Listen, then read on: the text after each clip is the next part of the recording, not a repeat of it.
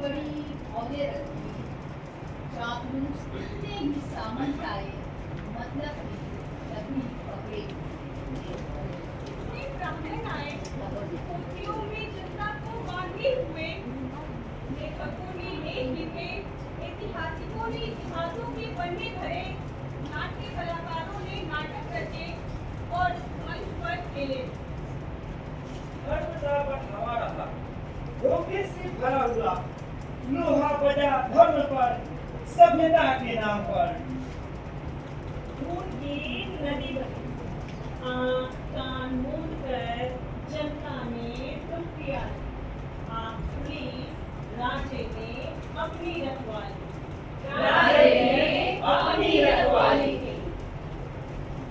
युद्ध विकसित देशों को आर्थिक रूप से लाभकारी और शांति अलाभकारी के रूप में दिखेंगे। हमलावर का बाजार बढ़ेगा, कमजोर देश का बाजार और नागरिक हित की योजनाएं कमजोर होंगी। जबकि तुरंत बरसाता है धरती पर, दोपहर में हो जाता है अंधकार। सूरज खोजता फिरता है अपनी किरणों को। न्यूज चैनल के पर्दों पर आकाश का नीला सच विज्ञापनों के रंगों से मस्त जाता है। युद्ध को आर्थिक कल्याण की तरह देखा जाएगा, यह तत्वों का चरम है। इस सफेद कागज पर कभी बच्चों ने पृथ्वी का चित्र बनाया था, वहाँ अब मिसाइलों के रोटी के ऊपर है बारूद की धूल और शरणार्थियों की कतारों में सभ्यता अब अपने ही हस्ताक्षर पहचानने से इनकार कर रही है। समुद्र किनारे पड़े हैं प्लास्टिक के ढेर, मछलियाँ और संविधान के पन्ने। ये युद्ध हथियारों के परमाणुकरण और उनकी भयंकरता को बढ़ाएंगे। युद्ध हमला पेट और मस्तिष्क पर हुआ। ये रोटियां और घर की छत छीनेंगे और नागरिक का भय बढ़ाएंगे। सत्ता का उन्माद और अहंकार एक मानसिक बीमारी है। इसके अलावा एक बहुत बड़ा बाजार है युद्ध का, जहाँ गोला, बारूद, टैंक, जहाज, मिसाइलें, ड्रोन, पनडुब्बियां, वर्दियां, स्ट्रेचर, शराब और अश्लील फिल्मों की और सभा। युद्ध की घोषणा से पहले ताबूत निर्मित हो जाते हैं। राष्ट्रीय ध्वजों की मांग बढ़ जाती है, जिसमें लपेट कर शहीदों को सलामी दी जाती है। अचानक वीर गाथा काल के कवियों का पुनर्जन्म हो जाता है। युद्ध से नरक पैदा होता है और नरक से युद्ध, युद्ध से नरक पैदा होता है और नरक से युद्ध। अब किसी भी जगह पर कोई सुरक्षित नहीं है।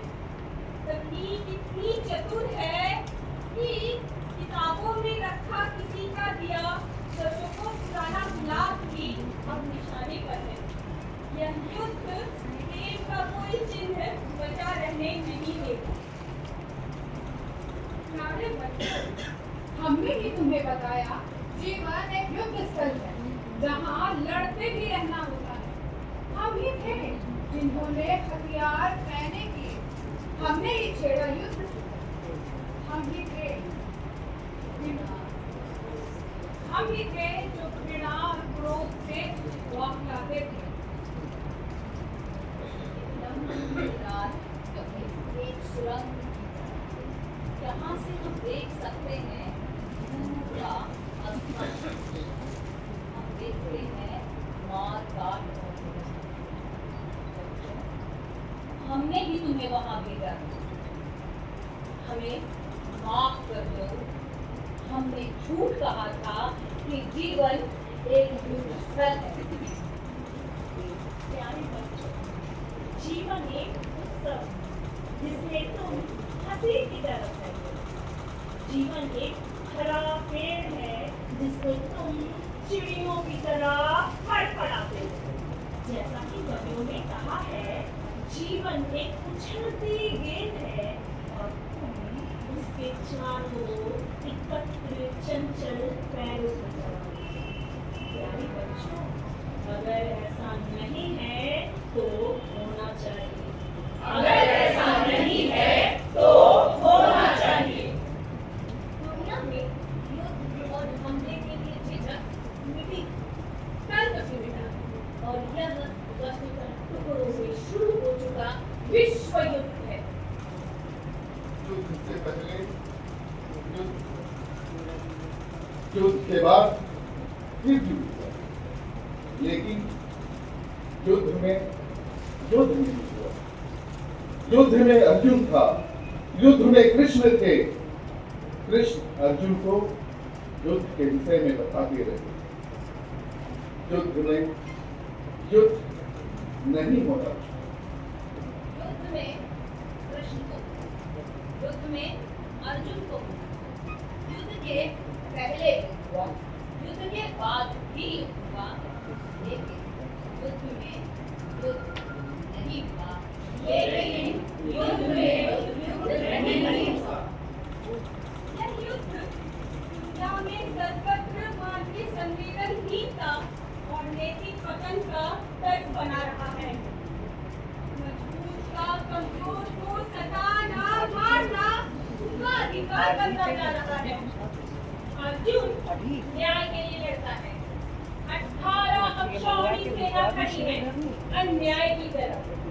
सैनिक नहीं लड़ना चाहते थे, उन्हें याद दिलाया गया कर्तव्य सैनिक का। कहा गया कर्तव्य से विमुख होना अन्याय है। अर्जुन पूछता है कृष्ण से, क्या हर बार जीत न्याय की होती है? हारता है अन्याय? नहीं। कृष्ण ठीक करते हुए कहते हैं, जीत जहाँ जीत है वही हार है, जहाँ जीत है वही न्याय है, हार का अन्याय है। 18 छोड़ी सेना खड़ी है अन्याय की तरफ। अर्जुन जीत के लिए नहीं, न्याय के लिए लड़ता है। जीत के लिए नहीं, न्याय के लिए लड़ता है।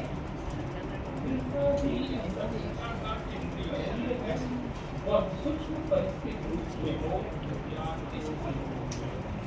पूछो, युद्ध सरदारों से सफेद हो रही रात में क्या वे बगदाद को फिर से बना सकते हैं? वे तो खजूर का एक पेड़ भी नहीं उगा सकते। वे तो रेत में उतना भी पैदल नहीं चल सकते जितना कि एक बच्चा ऊंट का चलता है। धूल और गुबार से अंतरिक्ष की तरह खेलता हुआ। क्या वे एक ऊंट बना सकते हैं? एक गुंबद, एक तरबूज, एक ऊंची सुराही, एक सोनार जो चश्मा बना, एक गली जो ऊंची दीवारों के साए में शहर बसती है। तो पहले सिर पर फिरोजी रुमाल बांधे एक लड़का जो फिर कभी उस गली में नहीं दिखे।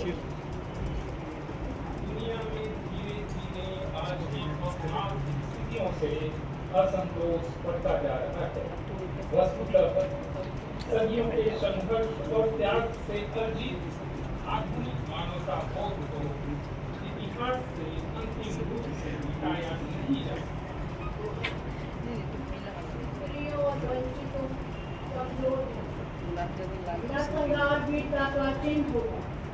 दुनिया का हर नागरिक आज अपने स्वार्थ से भरा, असुरक्षित और असहाय है। युद्ध से राष्ट्र थोड़ा और महान हो जाता है।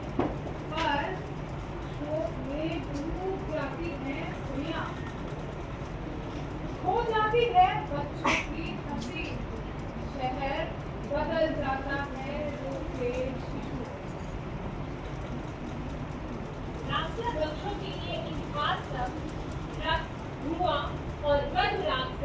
नहीं लिखा जाता, मिसाइलों की स्याही से लिखा जाता है। और शतरंज पर बचा होता है एक मंत्री के साथ एक राजा, और हाशिए पर एक सवाल, स्त्रियों से पूछकर युद्ध क्यों नहीं होते? स्त्रियों से पूछकर युद्ध क्यों नहीं होते? इस परिदृश्य में चीजों को देखने की पुरानी दृष्टियां, पुरानी विमर्श अब नाकाफी है।